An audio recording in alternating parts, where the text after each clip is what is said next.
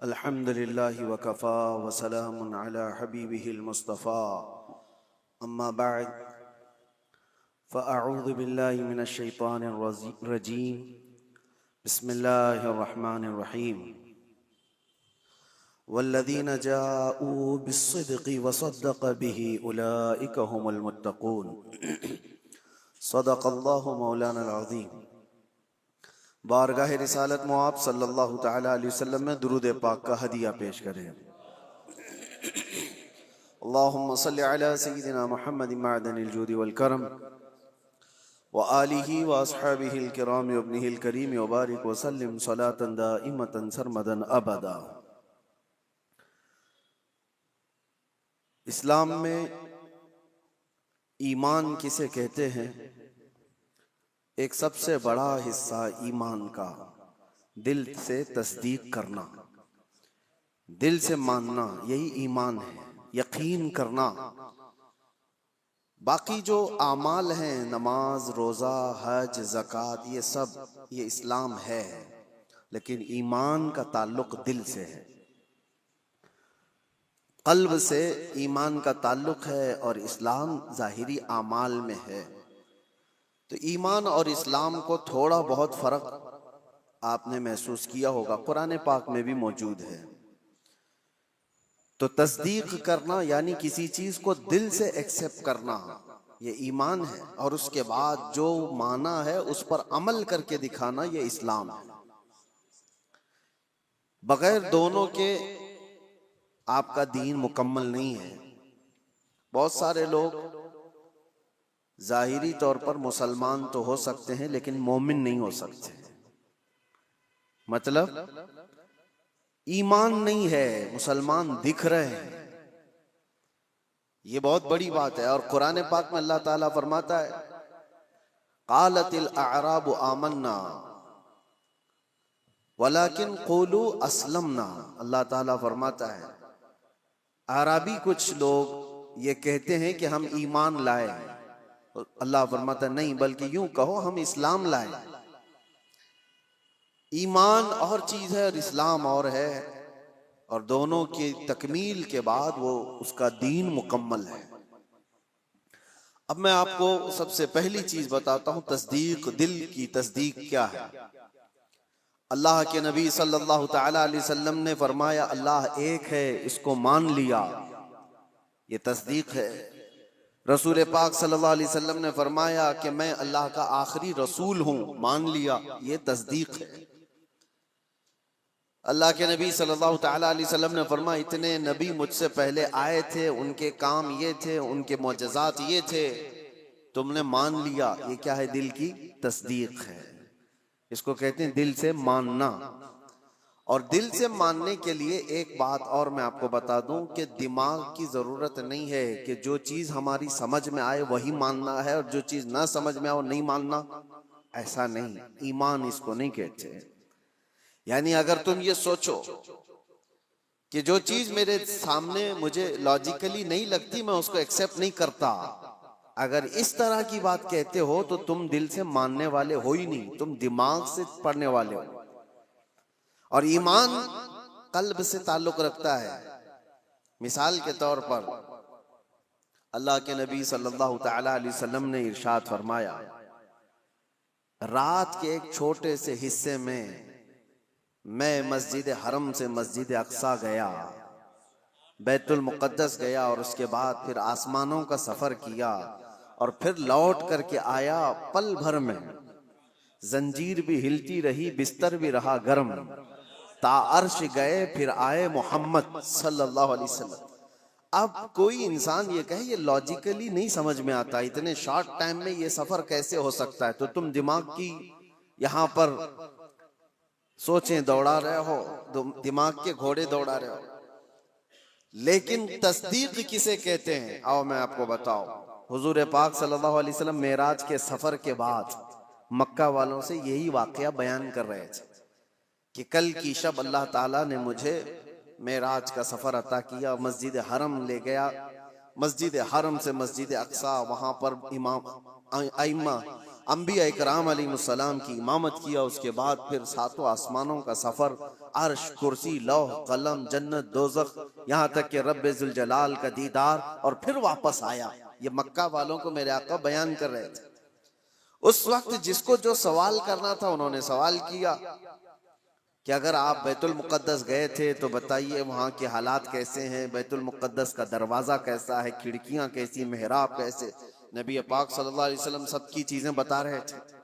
तो एक हुआ ये सवालात करके इल्म को बढ़ाना, और एक है बगैर कुछ पूछे कहना हाँ आप सही कह रहे हैं। दो चीज़ें हैं। लेकिन इस महफिल की खुसूसियत ये है कि अबू जहल उसको मौका मिल गया। उसने देखा कि इतनी बड़ी बात हुजूर कर रहे हैं, तो गुमराह करने के लिए एक बड़ा चांस मिला है। बाहर निकला और सबको बोलने लगा कि मोहम्मद तो अब छोटी छोटी बातों से बहुत बड़ी बातों पे आ गए।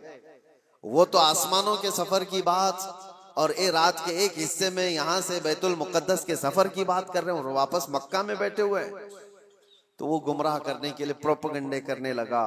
इत्तेफाक ऐसा कि उस महफिल में सैयदना अबू बकर सिद्दीक नहीं थे। हुजूर सल्लल्लाहु ताला अलैहि वसल्लम जब बयान कर रहे थे उस महफिल में हजरत अबू बकर सिद्दीक नहीं थी। हजरत अबू बकर वो कहीं से आ रहे थे, अबू जहल रास्ते में मिला और उसके बाद पकड़ करके कहा अबू बकर रुको, बहुत अहम काम है, इंपॉर्टेंट काम है। क्योंकि उसे पता है कि अबू बकर से ज्यादा करीब रसूलुल्लाह के कौन है। तो अबू बकर रदी अल्लाह ताला अन्हु को पकड़ कर कहता है सुनो अबू बकर, एक मक्का में नया वाकया हो गया है। पूछा उन्होंने कि क्या हुआ है। कहा एक शख्स ऐसा है जो कहता है रात को वो सोया था और रात में वो उठ करके मस्जिद हरम गया, मस्जिद हरम से बैतुल मुक़द्दस मस्जिद अक्सा गया और वापस वो रात यहीं आ गया। क्या ये पॉसिबल है, मुमकिन है? इतना ही कहा उसने।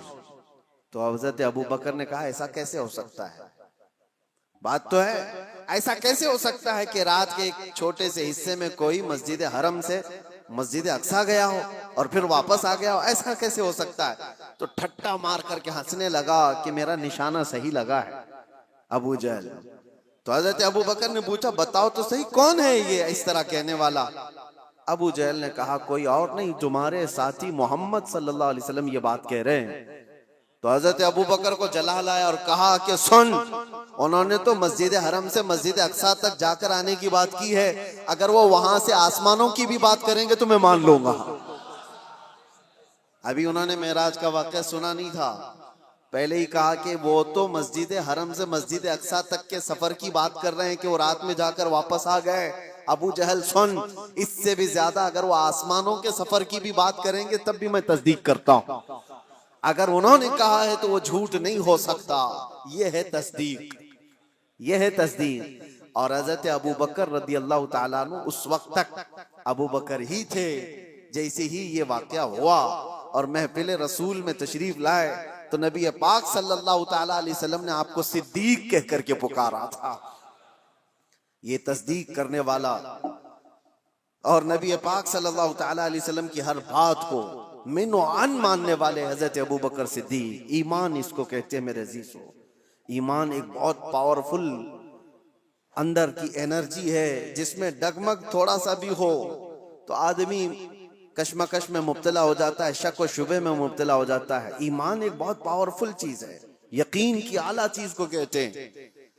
अब मिसाल के तौर पर अल्लाह तबारक व तआला मौत के बाद हमें दोबारा उठाएगा क़यामत के दिन, इस पर यकीन होना ये ईमान का हिस्सा है। ऐसा यकीन होना चाहिए कि आपके अंदर जरा बराबर भी शक व शुबा ना हो। कैसे उठाएगा, कैसे हो सकता है, जल गए, मर गए, कट गए, शेर खा लिया, पानी में डूब गया, आग में जल गया, कैसे इसको उठाया जाएगा। रब ताला ने कुरान में मिसालों के जरिए से हमें बताया है कि वो रब्बुल आलमीन जो पानी के एक कतरे से तुम्हें पैदा कर सकता है, तुम्हारे खत्म होने के बाद वो दोबारा क्यों नहीं उठा सकता। एक नुतफे से जो इंसान की शक्ल तुम्हें दे सकता है वो तुम्हारी राख से दोबारा क्यों नहीं उठाएगा। तुम हवा में तहलील हो जाओ। तो यकीन एक आला चीज है। हजरत अबू बकर सिद्दीक रज़ियल्लाहु ताला अन्हु की जात से हमें ये चीज मिलती है, यकीन हो तो ऐसा हो। और दूसरी एक और मिसाल मैं आपको देता हूँ। बड़े बड़े लोग जहां पर कश्मकश में आ जाते हैं कि क्या करना चाहिए क्या नहीं होना चाहिए।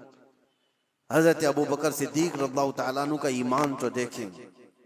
हुजूर पाक सल्लल्लाहु ताला अलैहि वसल्लम की वफात के बाद हजरत अबू बकर ने ऐसा महाज छेड़ दिया था कि एक तरफ उसामा बिन जैद जो 19 साल के जवान थे, रसूलुल्लाह सल्लल्लाहु अलैहि वसल्लम ने अपनी हयात के आखिरी दिनों में उनको लश्कर देकर भेजा था।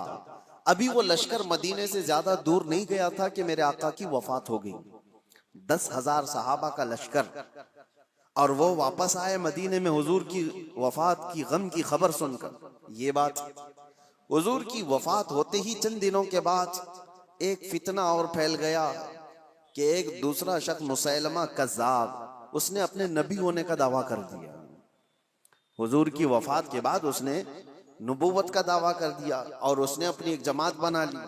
दूसरा फितना, एक असवद अंसी नाम का शख्स, उसने भी नबूवत का दावा कर दिया। एक और फितना उठा, जो लोग ज़कात देते थे उन्होंने ज़कात से इनकार कर दिया कि हम ज़कात आज से नहीं देंगे, कि वो रसूलुल्लाह की हयात में देते थे। तो ये एक साथ इतने फितने खड़े हो गए अचानक, और हजरत अबू बकर सिद्दीक ज़मा में खिलाफत को संभाले हुए। तो आपने उसामा बिन जैद से कहा, जो रसूलुल्लाह ने तुम्हें जहां भेजा है निकल जाओ लश्कर देकर, जो सहाबा। तो हजरत उमर ने कहा रोक करके कि अभी मदीने में जरूरत है, इतने फितने हैं, आप इस लश्कर को रोक लीजिए, इतने 10 सहाबा सब चले जाएंगे जंग में, क्या होगा। हजरत अबू बकर ने कहा कसम रब्बे जुल जलाल की, जिस फैसले को मेरे रसूल ने नाफिज किया, मैं अबू बकर होता कौन हूं उसको वापस लेने वाला। अल्लाह के नबी सल्लल्लाहु अलैहि वसल्लम ने इस लश्कर को रवाना किया है, मैं इसको वापस नहीं। इनको सवार किया और पूरे लश्कर को रवाना किया। फिर पूछा हजरत उमर ने, बाकी इन लोगों का क्या होगा? ये मुसैलमा कज़्ज़ाब है, असवद अंसी है, ये मुनकिरीन ज़कात हैं, इनका क्या होगा? हजरत अबू बकर ने कहा मदीने के जितने लोग हैं सब जमाओ। छोटी सी एक फौज मुसैलमा कज़्ज़ाब के खिलाफ भी, असवद अंसी के खिलाफ भी भेजा, और उसके बाद फिर ज़कात के मुनकिरीन उनके पास भी तकाजा करने के लिए। तो हजरत उमर ने कहा एक साथ इतने सारे महाजात पर कैसे आप लड़ोगे? तो हजरत अबू बकर सिद्दीक उस वक्त क्या कहते हैं सुनो। आपने कहा ए उमर, इस्लाम लाने से पहले जो तुम्हारे अंदर जलाल था वो कहां चला गया? जो जवानी के जौहर थे तुम्हारे वो कहां चले गए? ये कैसी बात कर रहे हो? अल्लाह की कसम, मदीने वालों के छितड़े उड़ जाएं तब भी मैं खामोश नहीं बैठूंगा, क्योंकि मेरे रसूल के दीन का मसला है। और सबको नाफिज किया और अल्लाह ने हर जगह फतह मुबीन अता फरमाए। जितने महाज, ईमान ऐसा कवी था कि आपको अल्लाह की जात पर ऐसा भरोसा। एक और मिसाल मैं आपको बताता हूं। बहुत ऐसा वक्त आ जाता है डिसीजन लेना बहुत मुश्किल हो जाता है जिंदगियों में, लेकिन फरमाने रसूल जहां नजर आए, ऐ मुसलमानों अपनी सारी चीजें छोड़ दो उसके सामने। मेरे आका ने फरमाया, कई मसले हमारे पास आते हैं, प्रॉपर्टी के झगड़े, अभी कुछ कल ही की बात है, हम विरासत के मसले लिख करके दे रहे हैं सामने वाले को। तो उनका जो एक्सपेक्टेशन था कि इन बहनों को नहीं मिलना चाहिए, इनको तो शादियों में दिया गया था। हमने कहा अल्लाह के नबी की शरीयत ये है, कुरान में अल्लाह ने ये फरमाया। तो उन्होंने उसको लपेट के रख दिया और कहा कोर्ट से देख लिया जाएगा। मेरे अजीजों, क्या ये ईमान है? तुम्हें मैं रसूलुल्लाह का फरमान बता रहा हूं, नबी ने ये फरमाया है। होना तो ये चाहिए कि अपनी जिंदगी की हर शय फरमाने रसूल पर छोड़ दो। सिर्फ दौलत और जायदाद के नाम पर उस पर काबिज होने के लिए लोग अपनी शरीयत से भी दूर हो जाते हैं। हुजूर के फरमान को पीठ पीछे डाल दिया, कुरान के हुक्म को सुना सुना करके भी हम उनको बताएं तब भी छोड़ दिया। आखिरत का खौफ जिसे नहीं है वो तो यहाँ हर हलाल और हराम खा जाएगा।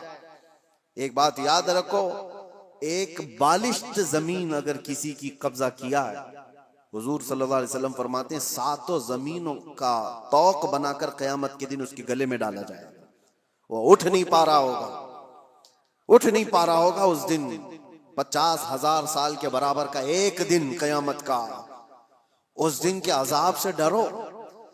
मैं कहना ये चाहता हूं कि जब तुम्हारे सामने रसूलुल्लाह की हदीस आ जाए कि मेरे आका ने ये फरमाया, अपनी ख्वाहिशात छोड़ दो, अपनी जो भी एक्सपेक्टेशन है उसको खत्म कर दो। नहीं, मेरे आका ने फरमाया, खत्म है बात।